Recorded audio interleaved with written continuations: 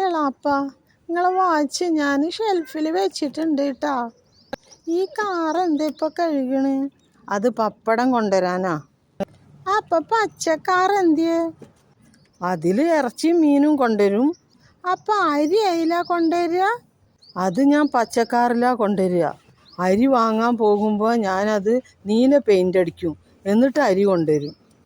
അപ്പൊ നിങ്ങള് പച്ചക്കറിയൊക്കെ ഏതിലാ കൊണ്ടുവരിക? പച്ചക്കറി ഞാൻ ഈ കാറിലാണ് കൊണ്ടുവരിക. ഓറഞ്ച് പെയിൻ്റ് അടിച്ചിട്ടാണ് ഞാൻ പച്ചക്കറിക്ക് പോവുക. പച്ചക്കറിക്ക് പോകുമ്പോ എന്താ നിങ്ങള് ഓറഞ്ച് പെയിന്റ് അടിക്കണേ? പച്ചക്കറി എന്ന് പറയുമ്പോൾ നമ്മൾ ക്യാരറ്റ് അല്ലേ കൊണ്ടുവരിക. നമ്മളധികം ക്യാരറ്റ് ഹൽവ, ക്യാരറ്റ് വെന്താലു, ക്യാരറ്റ് പിളർന്നാലു ഇതൊക്കെ അല്ലേ വയ്ക്കുക.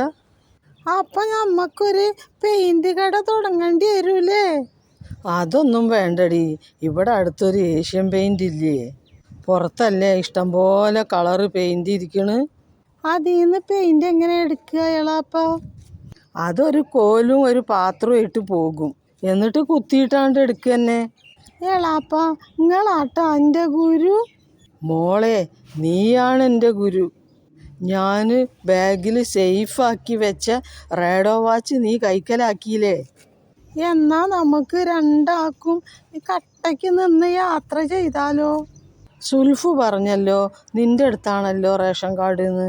എളാപ്പ, ഞാൻ 2 മാസമല്ലേ എനിക്ക് വാങ്ങാൻ പറ്റുള്ളൂ അരി. നിങ്ങൾ ഗൾഫിലാന്നും പറഞ്ഞിട്ട് BPL കാർഡൊക്കെ APL ആക്കിയില്ലേ? നിങ്ങൾക്ക് വല്യമ്മ തരുന്ന അതേ പൈസ തന്നെ എനിക്കും തന്നീന്ന്. 2 മാസം ഞാൻ ആ പൈസ കൊണ്ട് പാവക്കുട്ടിയും മുടിമക്കെട്ടിയും ഒക്കെ വാങ്ങി. എന്തോരം പൈസയായിരുന്നു ആ കാലത്ത്.